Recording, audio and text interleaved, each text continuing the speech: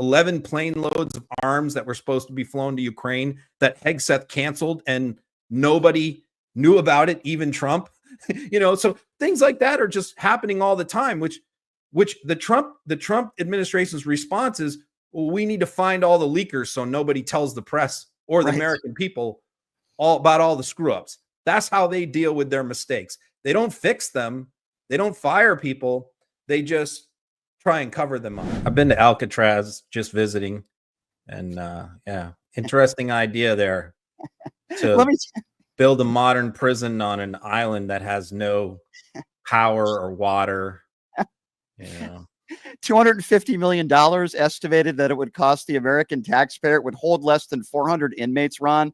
Is even Donald Trump serious about this? I mean, we have supermax prisons all over the United States. We have plenty of prison space.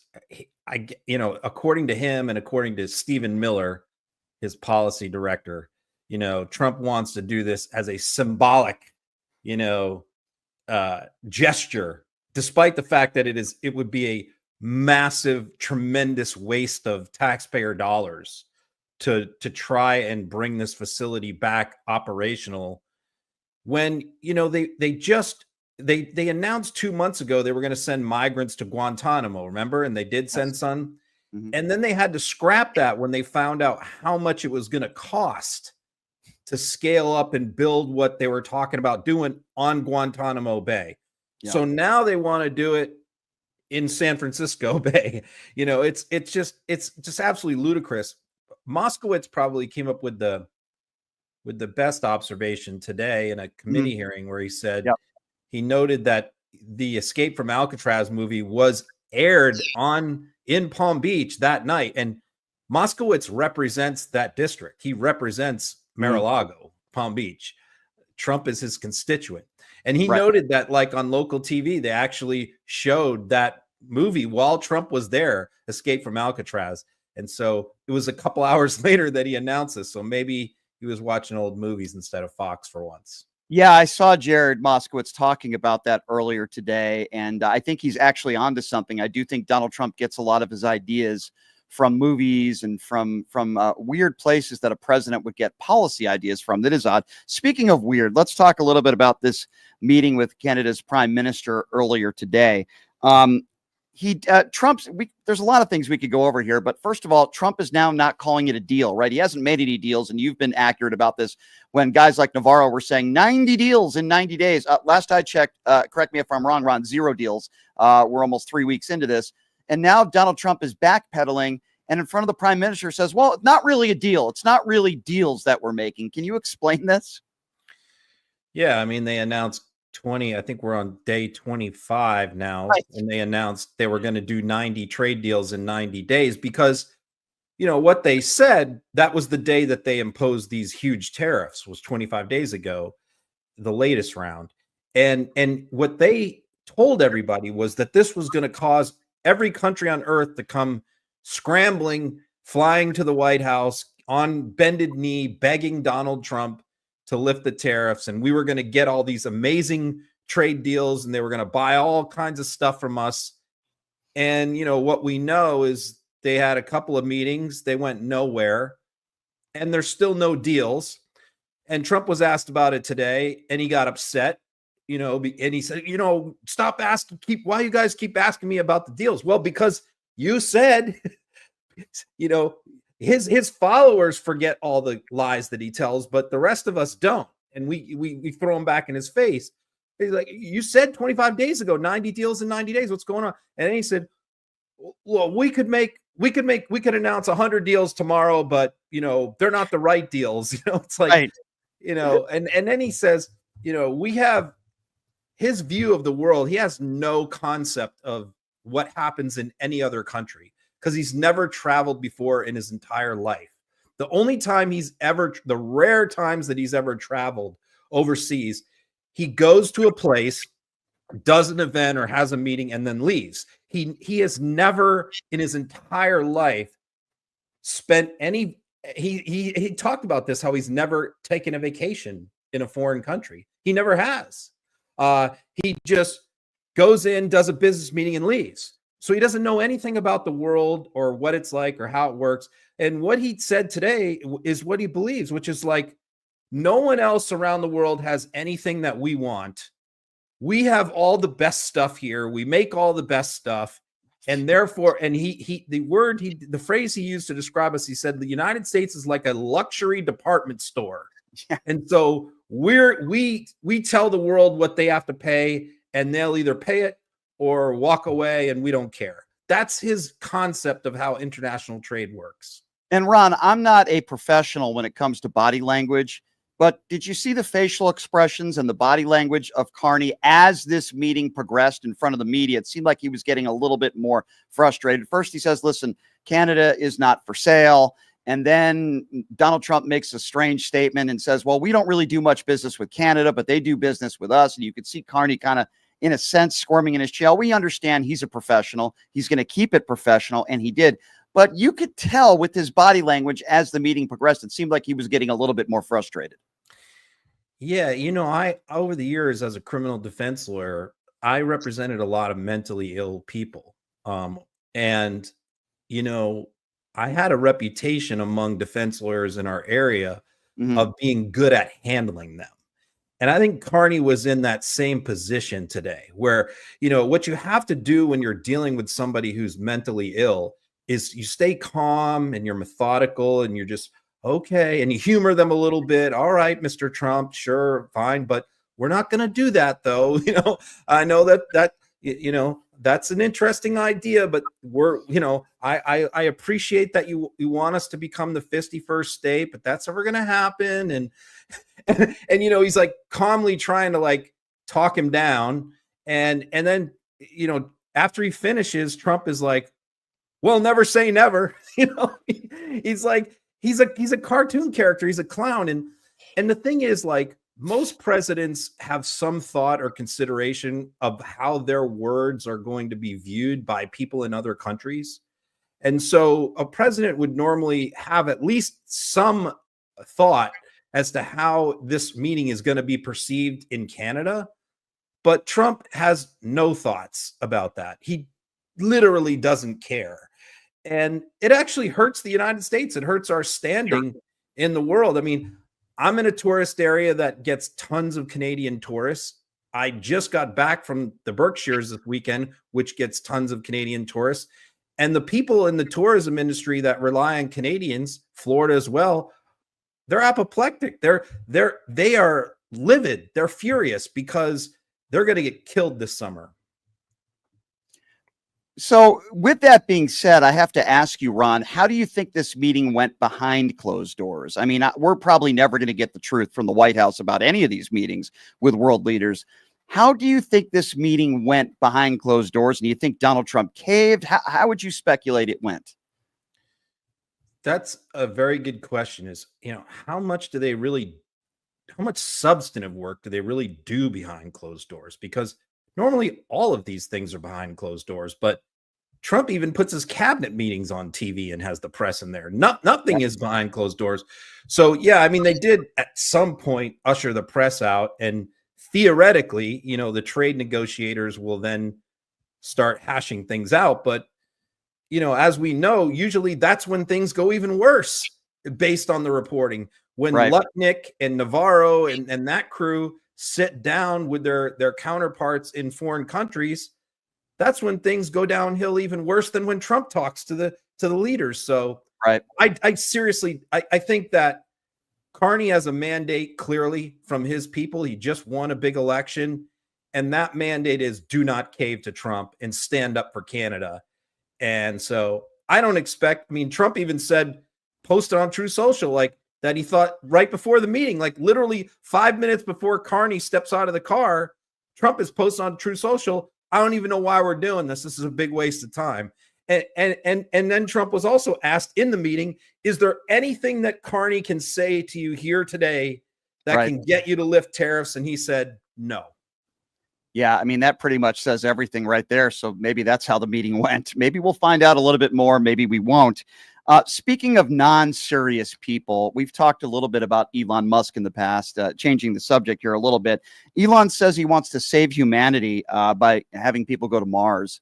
Explain to me this brilliant idea, apparently, according to MAGA Republicans, on Elon Musk saving humanity. So he talked about it on Fox. I mean, this has been his lifelong obsession, right? Which is like colonizing Mars, which, if I'm not mistaken, Mars is closer to the sun than we are. But he says that the goal really isn't to colonize Mars. Right. It is to practice interplanetary travel so we can at some point move further away from the sun, because the sun is slowly expanding, and eventually that is going to destroy the earth and destroy human civilization. So we need to be ready to move to another planet. Now, I don't know when this is supposed to happen, like billions of years from now. But I know that I hope that the United States government is not going to spend hundreds of billions or trillions of dollars on this ridiculous venture of Musk. I hope he's going to do it with his own money, and I would like to see the first manned trip to Mars have him on it, so he can go and check things out for the rest of us and let us know how it goes. I mean, surely he's going to be brave enough to be the first person to go on one of his spacecraft to Mars. Surely he has that kind of courage and will show it off to the rest of us. Yeah, I'm sure he will. And if he does, he can stay on Mars and we could leave him there. But anyway, that's another story for another show. Ron, what is it about the people like Kristi Noem and Pam Bondi who seem to take less time in doing their job and spend all day? Pete Hegseth, another one. All they do is make their Fox News appearances. It's a joke. And I know you've talked about this. How does Pam Bondi have any time to do her job when it appears as though she spends more time on Fox News than some of the anchors do? Yeah, I mean, I try to get this impression across to people because I follow all these cabinet secretaries all day long. Where they go, what they do, what they say. And I've never seen anything like this ever in politics, where it's literally like everyone is like an Instagram model or a TikTok influencer, right? Because they're just like Hegseth this morning at like 6 a.m. is posting videos of himself boarding an airplane to Tampa, and he can't, all of them. Noam, the transportation secretary. We got planes. We got the Newark airport shutting down. We got helicopters crashing into planes, and the transportation secretary Duffy is constantly on TV. Same thing. An attorney general. How many times did we see Merrick Garland on TV? I mean, that might be a bad example because he probably should have been on TV a little bit more. But I mean, we literally went from an administration of the Biden administration where none of the cabinet secretaries ever did interviews or were ever on TV. And I think that was actually a mistake because most of them, with the exception of like Buttigieg and a couple others, they just weren't very good communicators. Right. I mean, Mayorkas is supposed to communicate with the American people on the border. Merrick Garland is supposed to communicate with people on, DOJ stuff. And let's face it, neither one of them are any good at that. They're good at communicating or doing interviews. So we went from like one extreme to the other, where like Trump then hires a bunch of Fox TV hosts to be cabinet secretaries, and all they know is being on TV. Right. So, I don't know when they're actually doing their jobs or running the agencies. We heard a report. Kash Patel spends half his time in Las Vegas, where he lives. That's where he's from. He has a house there. Yep. He spends 50% of his time there and 50% of his time in DC. So, I don't know when these people are ever doing their jobs. We're getting all these reports from inside the agencies that they hardly ever show up to work half the time. So unbelievable. And it goes to show many of these people dangerous. Speaking of dangerous, you made this point, and I've been saying this for a while, that I never really minded dumb people so long as they don't affect me and they're not dangerous. And I think you would agree, most people that are not very intelligent usually are not. In this the case, Donald Trump. This is a quote from him today in talking about Gavin Newsom and the wildfires. Right next to the Prime Minister of Canada, he says, quote, "We got him a lot of water." And speaking about Gavin Newsom, we got him a lot of water. Ron, this just brings us to new levels of stupidity, does it not? Yeah, I mean, of course, what he's talking about is when he ordered the Army Corps of Engineers to release all the water that is stored up for the summer farm season when it gets very dry and hot in California, and just released all the reservoirs after the wildfires were contained. And by the way, wouldn't have mattered because the water went into Central California, went nowhere near LA. So, I mean, it was just, again, just another dumb symbolic gesture. But yeah, it's just the most dangerous people in the world and in any walk of life. Because there's a lot of people that aren't very bright and do dumb things, but they kind of know. Most people kind of know what their limitations are. They're not trying to apply to Harvard, with their 900 SATs. But Trump is a dumb person who thinks he is the smartest person in the world about every subject. And that is a very dangerous combination. Could not agree with you more, Ron. Before we let you go, talk to me about your Substack and what you got going today. What articles are you working on?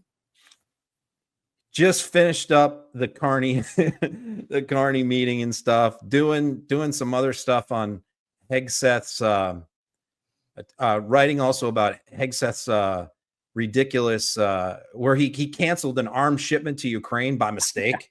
Yeah.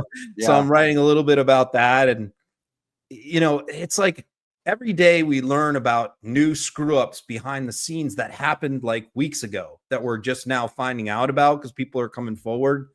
And it really tells you why everyone in the Trump administration is so paranoid about leaks, about people talking to the media, because they have to know in the back of their mind that they're screwing up left and right because constantly things are having to be fixed and undone, like 11 plane loads of arms that were supposed to be flown to Ukraine that Hegseth canceled and nobody knew about it, even Trump. So things like that are just happening all the time, which the Trump administration's response is, well, we need to find all the leakers so nobody tells the press or the American people all about all the screw ups. That's how they deal with their mistakes. They don't fix them. They don't fire people. They just try and cover them up. So and that's then what I'm writing about. I can't wait to read that. And then when it does come out, all the screw ups, what do? They blame Joe Biden. They blame other people. They fire the blowers, and then which Hegseth did, fired 4 of his closest advisors. Right. And then they blame Biden. Yeah. Ron, I have to ask you one more question because you reminded me of something, and we haven't spoken since last week. When Donald Trump in the interview with Welker over the weekend basically said, if something goes bad, it's Joe Biden's economy. Something goes good, it's Donald Trump's economy. Listen, I can talk to you about that interview for another hour, but I just want to ask you that question. What did you make of that moment? Because I thought that was a defining moment of really who Donald Trump is and who these MAGA Republicans are. Something goes wrong, we blame Joe Biden. If something goes right, it's because of us. It's so funny because you can search that Trump quote on my social media page and you will find hundreds of posts by me where I said that exact same thing. So, it's like for 4 years, I've been posting that everything that goes good in America, Trump pops up and claims that it, even when Biden was president, that happened, that good thing is happening because of me. And everything bad that happens anywhere in the world, it was Biden's fault. So, I literally was like posting that for hundreds of times for years. And then to see him actually say that is just like, it tells me something that I definitely believe and have come to believe now, that he just doesn't give a shit anymore. He doesn't give a shit what anybody thinks. He knows he's not running again, even though he likes to tweak people by claiming he's going to run for a 3rd term. The reason why I never bring that up or post about it is because that's just him fucking with people. He doesn't mean any of that. And so, when he talks about that, when he says that tells me that he just doesn't care what anybody thinks anymore. He's just going to do whatever the hell he wants. say whatever the hell he wants. Unfortunately, Ron, I think you're right. Have a great rest of your week, my friend. We'll catch up with you next week. And I know he's the gift that keeps on giving as far as having us talk about a lot of different things that he says on a regular basis, even though it's bad for the country and bad for the world. Midas Touch is good for the world. Ron, you're the best. I appreciate you. And we'll catch up with you next week, my friend. Have a good one.